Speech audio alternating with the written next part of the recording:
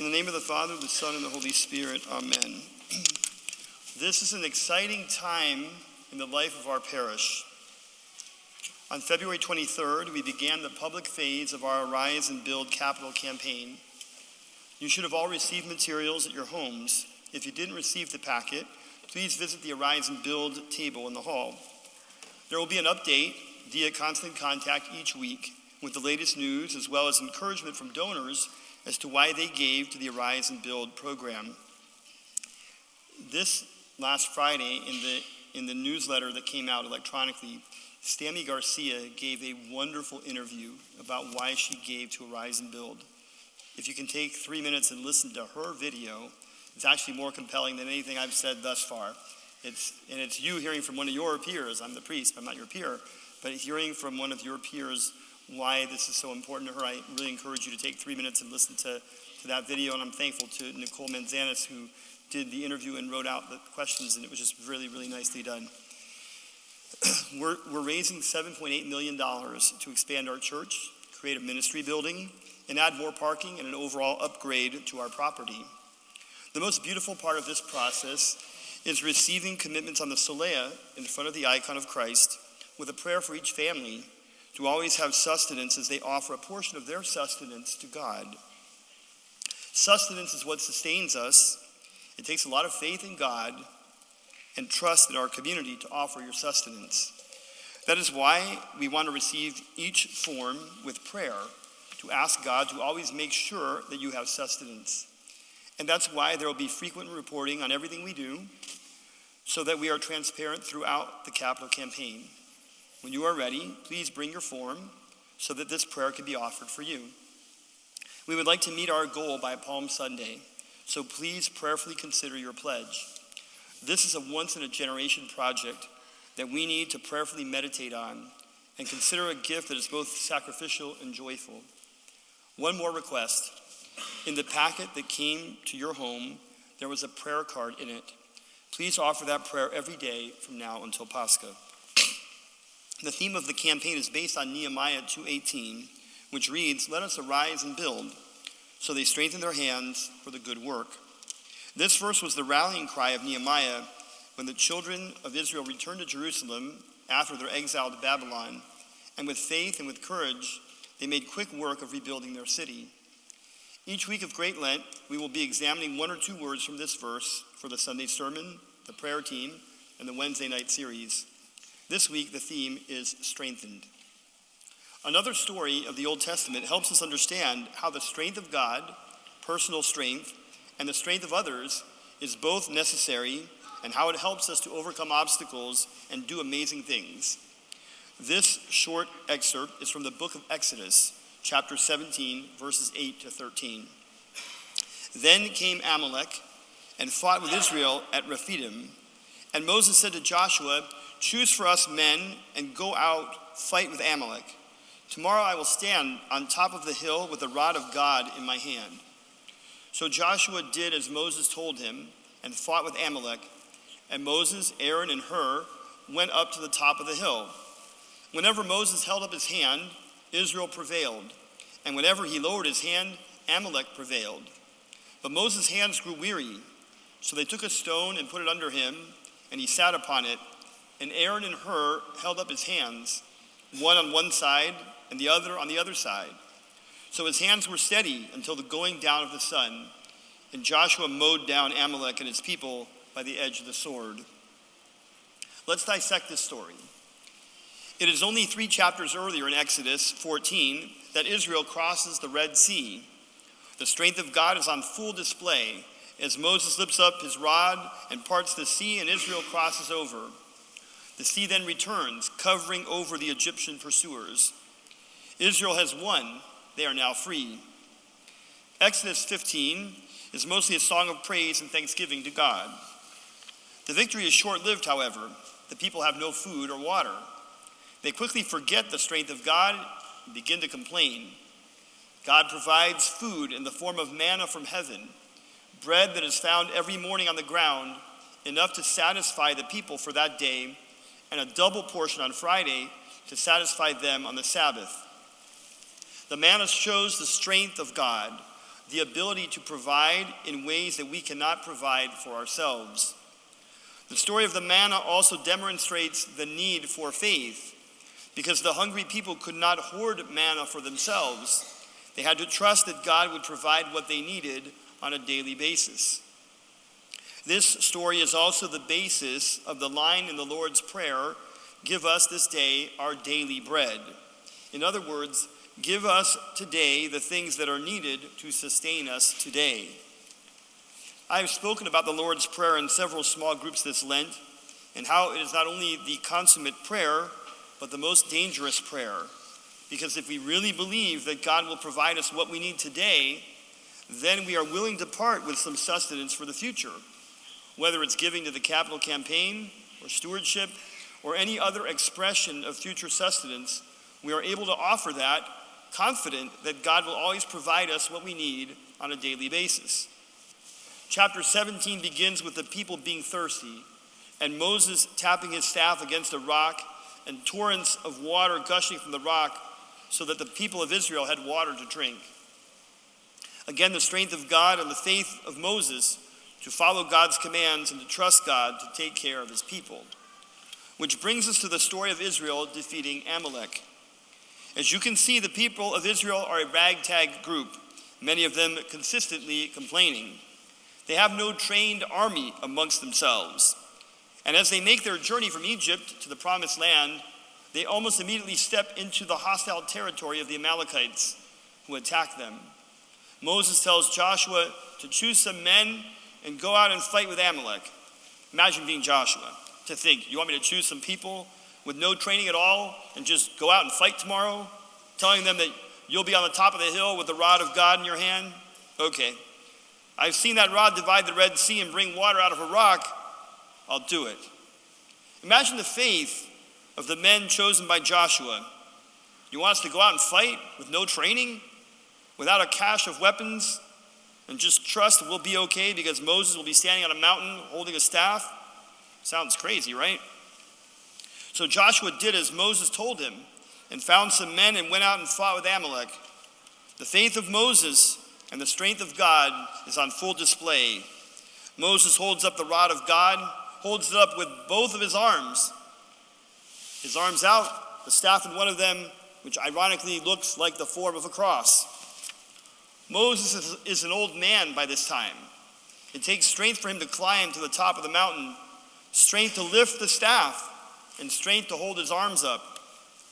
When Moses has his hands up, Israel prevails. When Moses puts his hands down, Amalek rallies. When Moses is able to summon his strength and keep his hands up, it's good for his side.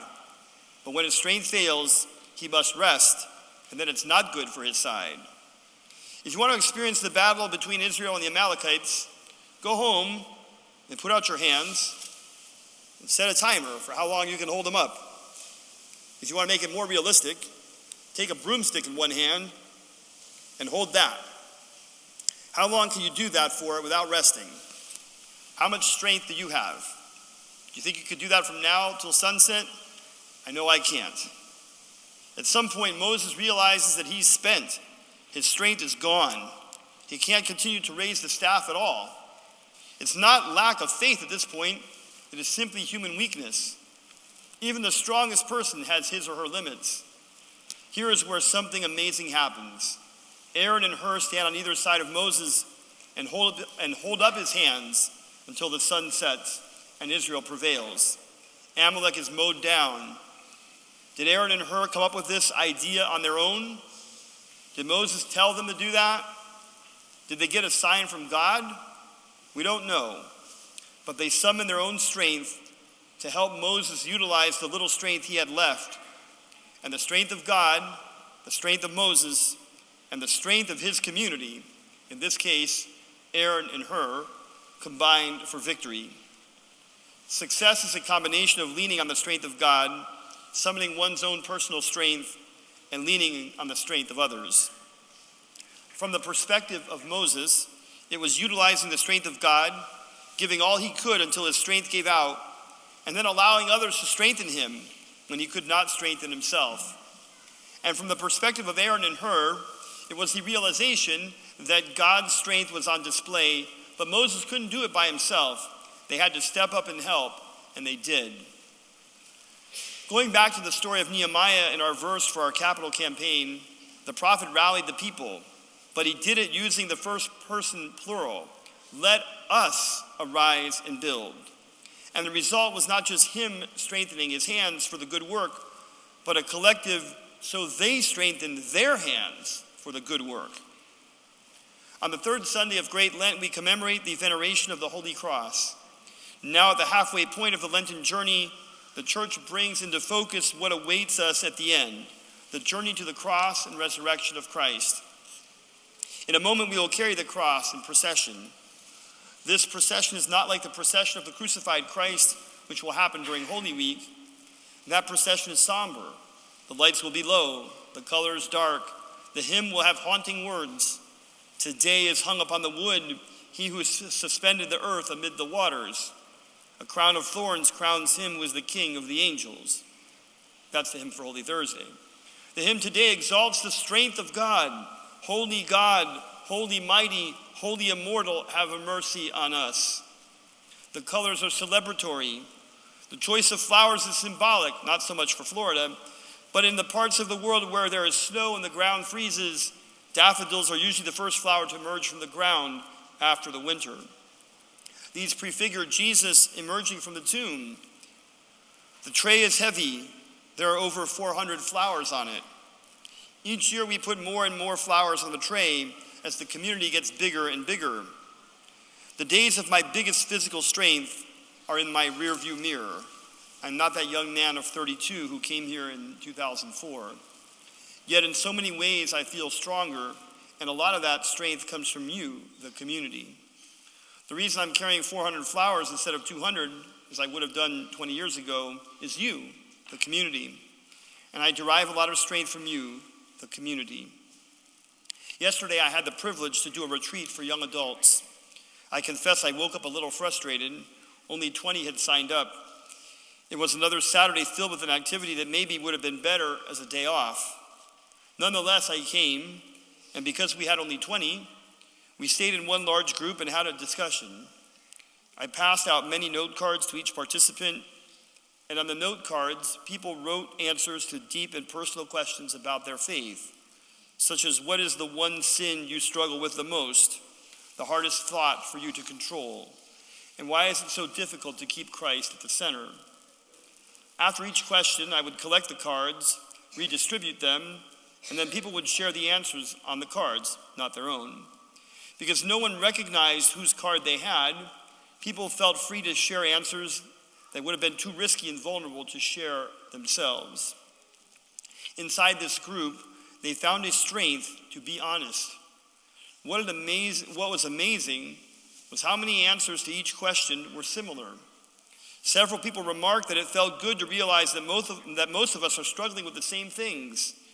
And people who thought they were alone in struggling with certain temptation realized many of their peers are struggling with the same thing. I guess you'd call that strength in numbers.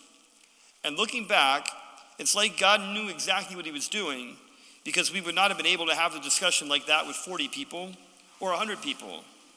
God brought together 20 people and made an amazing day for us. His strength gave us strength. On the subject of retreats, I will be away the next 2 weekends. I have been requested by the archons of the Ecumenical Patriarchate, with the blessing of His Eminence Archbishop Elpidoforos of America, to lead retreats for the archons on consecutive weekends. Next weekend, I will be in Los Angeles. The following weekend, I will be in New York. I will be here for the Wednesday night services and discussions. I will be available Monday through Wednesday, the next 2 weeks in the office, and I'll be here the entire week before Holy Week, available for confession as well. As with many requests I receive, this is both an honor and a burden. It's a burden to be away at this time of the year. I've never missed a Sunday in Lent in 20 years, and I'll miss the next 2. However, it is also an honor for me and for our parish, because everywhere I go, I'm able to talk about the successes of our parish. The strength of my priesthood, reflected in presentations, is drawn in large part from you and the strength which you bring to the ministry. I was thinking this morning that it was 5 years ago this weekend that we first celebrated in an empty church because of the COVID pandemic. That year, the tray had only a few flowers on it, but it was so heavy because a big part of the strength of the church, the people, were absent. Ironically, the light tray became heavy, and today the heavy tray becomes light because of the strength of the people who are around it. The next time I stand here on a Sunday in 3 weeks, it will be Palm Sunday. The church will be packed, I'm sure, and so will the hall. Palm Sunday is the day designated as the commitment Sunday for Arise and Build. I hope that everyone who hasn't done it yet will bring their form that day. I hope I'm here all afternoon praying with individual families in front of the icon of Christ. There will be a luncheon that day sponsored by our Philoptochos. I hope you all attend. I plan to not attend. I plan to be in the church in front of the icon of Christ, praying with every family that brings a commitment form, even if it takes all afternoon. What you bring individually is not what matters. It's that you bring something. We have $4.9 million pledged, so we have $2.9 million to go to reach our goal. As you prayerfully consider what you will offer, think about the strength you will bring to the campaign. Make your commitment an act of faith and a statement of that strength. Remember the manna in the wilderness, that God provides the daily bread, and that no one who offers to this campaign is going to go hungry because of what they offer. God will not meet your offering of sustenance with scarcity. To the contrary, the more we give, the more he gives back. Remember Moses fighting the Amalekites. The success in the battle did not only happen because of the strength of Moses, it happened because of the strength of those around him. A ragtag group of people defeated a trained army because of the strength of God, the strength of their leader, and the strength of themselves. And all of that was needed. We are not a ragtag group of people, but we are not a mighty army either. This project seems daunting, but if we rely on the strength of God, the strength of our leadership, and that's not just my leadership, it's the leadership of the committee that is steering the project, and the strength of us individually, pulled together in this campaign, I have no doubt we will succeed. I am not a fundraiser. I carry the cross of Christ as a priest. It is both a joy and a burden. Moses was not a military leader, but he was called upon to be one on the way to the promised land. I have been working to raise funds on the way to the promised land, to see this project completed and to watch it with God's guidance lead our community to a greater ability to express the gospel of Jesus Christ. As we kneel today, pray for our parish and your role in it. Pray for the strength in your individual struggles, and pray that you keep your arms raised to God in faith. Pray for him to send others to be around you in the times when your strength fails. Because the strength of God, as we read in 2 Corinthians 12:9, is made perfect in weakness. Because it is in our weak moments that we rely on the strength of God and the strength of community. And we are all stronger when we put our faith in God and when we come through for one another. Let us strengthen our hands for the good work, and let us arise and build to the glory of God. Amen.